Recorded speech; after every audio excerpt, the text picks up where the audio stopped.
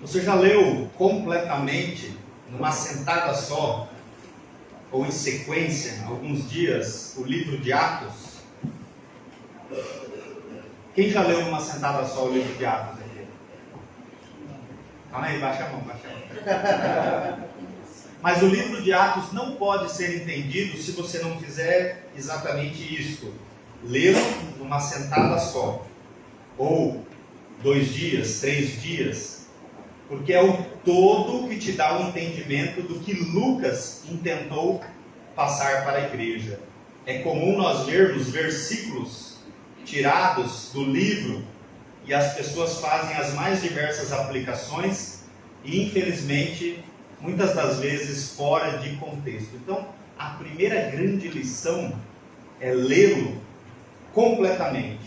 Você precisa ter a ideia do todo para entender cada uma das suas partes. Por que Lucas escreveu o livro de Atos?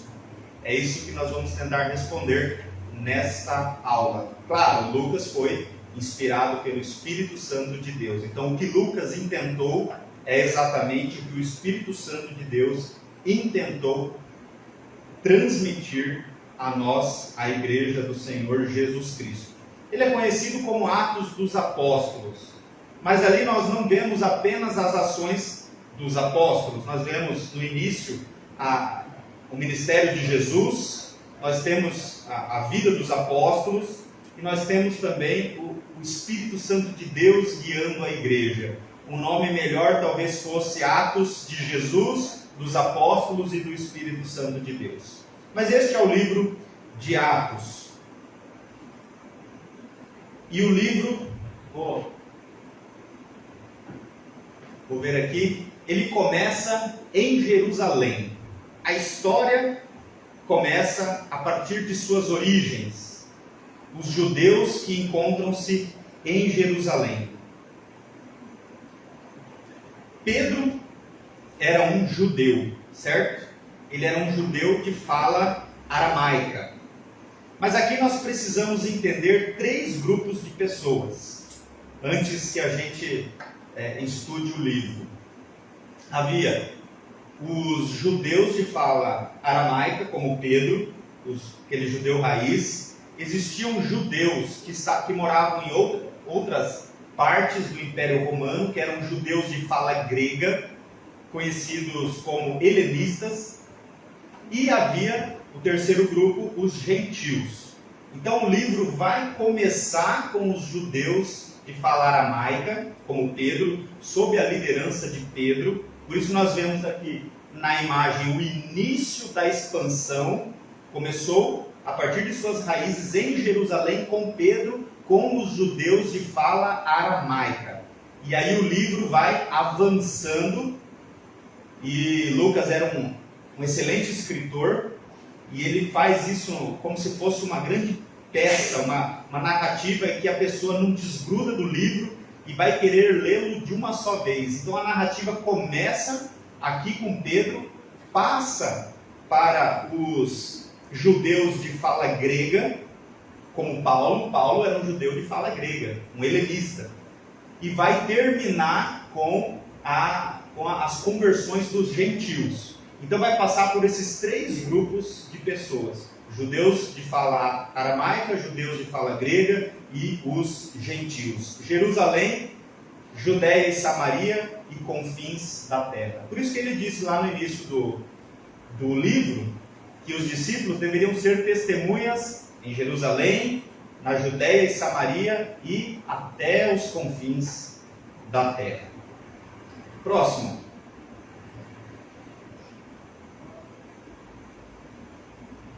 Martírio de Estevão. A coisa estava ficando feia por lá, porque eles estavam pregando ousadamente o Evangelho. Jesus Cristo havia sido morto, ressuscitou, esteve com eles, isso é narrado no início do livro, e a promessa de que viria o Espírito Santo Consolador se concretizou. Atos 2, nós vemos o Espírito Santo fazendo maravilhas ali no meio do povo. Isso causou uma grande expansão. Teve o início da expansão da igreja. O Espírito Santo ele comovia as pessoas, muitas pessoas eram acrescentadas, mas como nós veremos em todo o livro, onde havia grandes oportunidades, havia também grande oposição. E a grande oposição aqui, narrada por Lucas, é que culminou no martírio de Estevão. Estevão, um homem temente a Deus, e ele era um helenista. Ele era um judeu de fala grega. Mais para frente, nós vemos a conversão de outro helenista, Saulo. Saulo não era de Jerusalém, Saulo era de Tarso. E ele foi convertido, indo para Damasco, e ele começa a testemunhar aquilo que aconteceu com ele, e evidentemente as grandes oportunidades de pregação do Evangelho são acompanhadas por grande oposição.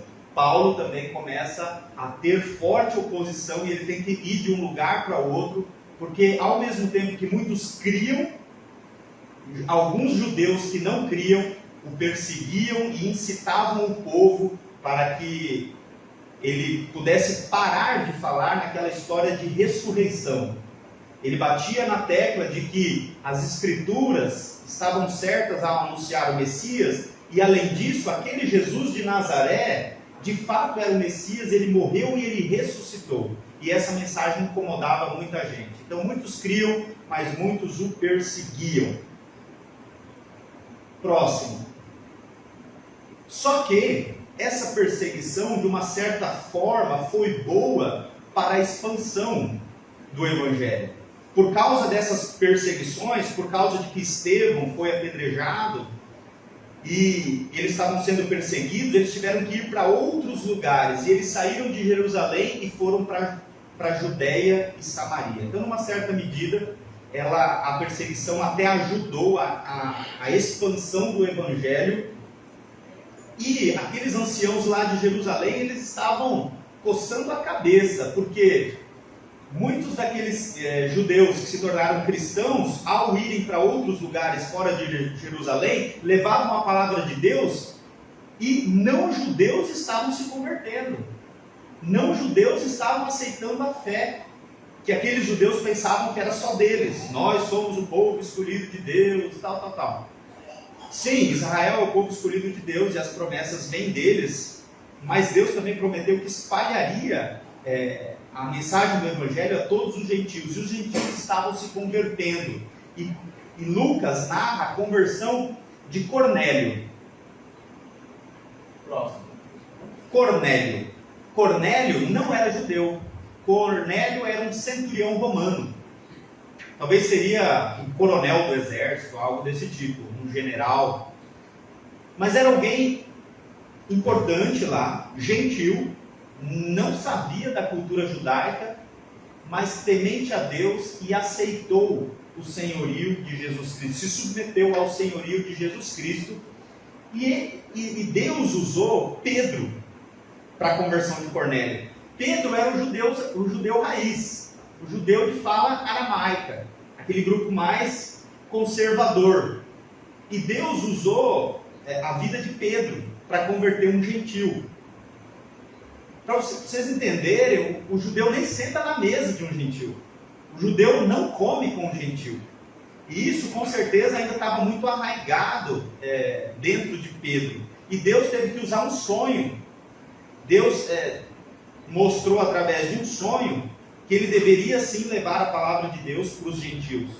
Deus mostrou lá um pano cheio de animais impuros e falou para Pedro: mata e come. Mas como? Eu não posso fazer isso. Não, mata e come, não torne comum ou não torne impuro aquilo que eu purifiquei. Ele não estava se referindo aos alimentos propriamente, mas estava se referindo aos judeus e gentios juntos em Cristo. E Pedro compreendeu aquilo, e ele foi guiado pelo Espírito Santo até a casa de Cornélio, e se converteram Cornélio e todos os seus familiares, e eles foram batizados. Então isso foi uma grande quebra de paradigma, a conversão do judeu Cornélio. Próximo. Consequentemente, isso trazia trouxe muito crescimento para a igreja. A igreja, vários gentios estavam se convertendo, e eles conviviam harmoniosamente. Relativa à harmonia, lá em Antioquia principalmente, os helenistas e esses gentios que se tornaram cristãos. Isso estava causando uma certa inveja, ou isso não estava entrando na cabeça daqueles judeus lá de Jerusalém. Até que eles tiveram que se reunir e falar, e aí? Esses gentios aí, que não são do nosso povo, não são judeus, vamos impor a eles, sobre eles ou não, a lei de Moisés, os costumes, eles vão ter que guardar o sábado, eles vão ter que ter aquela série de regras que nós temos, como é que vai ficar isso daí? Eles vão ter que ser circuncidados, e aí? E aí então teve no capítulo 15 o primeiro concílio, o concílio conhecido como Concílio de Jerusalém, em que eles colocaram sobre a mesa essa questão de judeus e gentios juntos. E a decisão foi que Deus sim salvaria. As boas novas não era restrita ao povo judeu, mas Deus queria salvar todos os povos, todos os gentios. Pode passar. Então, judeus rejeitavam os gentios e por isso teve um concílio, uma reunião de pastores, dos principais pastores lá de Jerusalém para decidir essa questão. E foi decidido que sim, eles poderiam aderir à fé do Senhor Jesus Cristo, e aquelas ordenanças dos judeus, elas não caberiam aos gentios.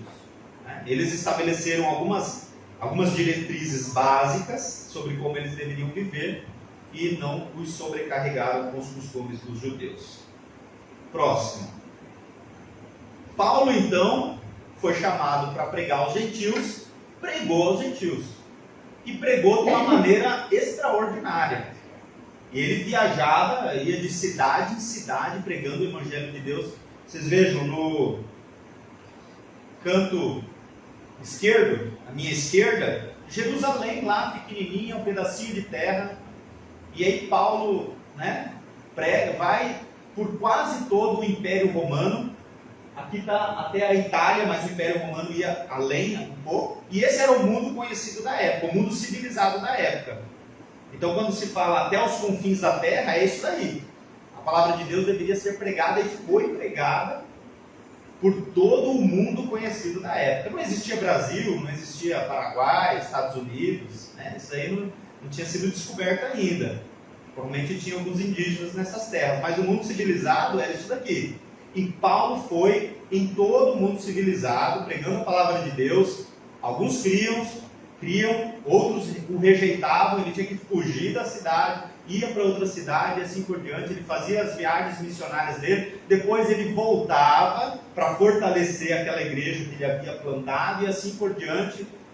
E Deus o levou até a capital dos gentios, digamos assim, que era Roma.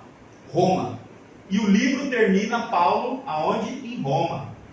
E ele desfrutava ali de uma tranquilidade, digamos assim, porque ele estava preso, mas era uma prisão domiciliar, e muitas pessoas vinham para aprender com Paulo. E Paulo pregava o Evangelho de Deus, pregava que Jesus Cristo ressuscitou dentre os mortos, e assim por diante, e muitos criam. Então, a história termina com Paulo em Roma. Próximo. Nada impediu a expansão do Evangelho e várias igrejas foram estabelecidas. As cartas que nós lemos, Corinto, 1 Coríntios, 2 Coríntios, Filipenses, Gálatas, tudo vem por causa dessas viagens missionárias de Paulo. Então Pedro ali foi importante, exerceu a sua liderança mais em Jerusalém. Saulo foi convertido, exerceu depois a sua liderança, levando o Evangelho para os gentios. Próximo. Então, disso tudo, nós podemos concluir que Lucas queria demonstrar como a igreja floresceu entre os gentios, como ela chegou até os gentios a partir de suas origens, a partir dos judeus lá em Jerusalém, tornando-se um fenômeno mundial de propagação do Evangelho.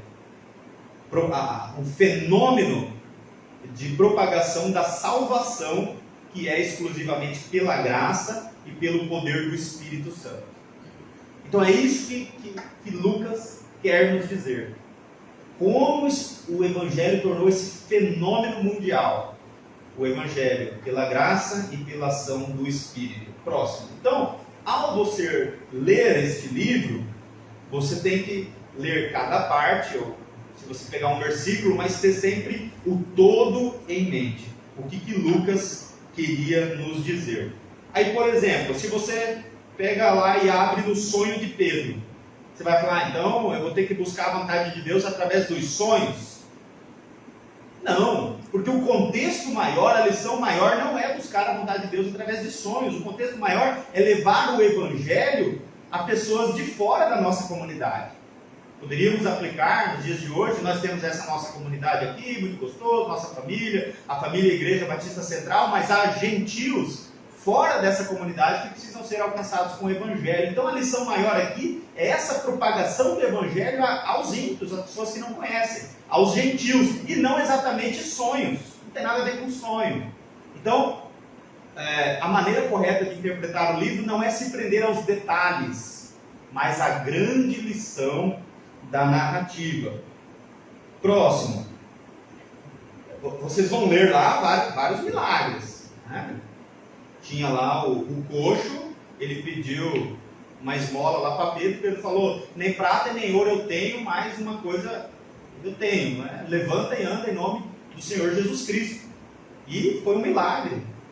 Pessoas eram curadas, Deus fez. Como foi uma propagação de maneira extraordinária, Deus usou meios extraordinários também. Deus usou milagres. Mas se eu pegar um trecho de um milagre aqui e falar, Deus quer que eu ore profetizando cura. Não, tudo bem, você pode até orar pela cura das pessoas, mas a grande lição não é que Deus vai fazer milagres como fez nessa época, mas a grande lição é que Deus mostra o seu poder e usa o seu grande poder para converter as pessoas. Através desses milagres as pessoas eram convertidas. A grande lição era a demonstração do poder de Deus e do Espírito Santo, e nem tanto se nós devemos ou não confiar nesses milagres. Próximo. Nem tudo o que foi narrado lá é uma ordem para nós. É muito bonito a gente ver lá a igreja que se reunia todos os dias. Elas tinham cultos todos os dias. Isso é muito bonito e é desejável. Mas não é obrigatório. Eles vendiam as suas propriedades e seus bens para repartir com todos os necessitados. É um princípio cristão belíssimo. Mas para nos tornarmos cristãos, nós não somos obrigados a vender todas as nossas propriedades e bens para repartir com os pobres só porque eles faziam isso. Então aquilo que era normal para eles, nem sempre é a norma para nós hoje. Até chega-se ao absurdo de algum teve essa história, né? Infelizmente a pessoa morreu, o pastor se deixou ser mordido por uma cobra, porque lá no final do livro de Atos, Paulo foi mordido por uma cobra e não morreu, né? Então, nem tudo que foi narrado lá é uma regra para nós hoje. E qual é a grande lição para nós, então, hoje? Próximo.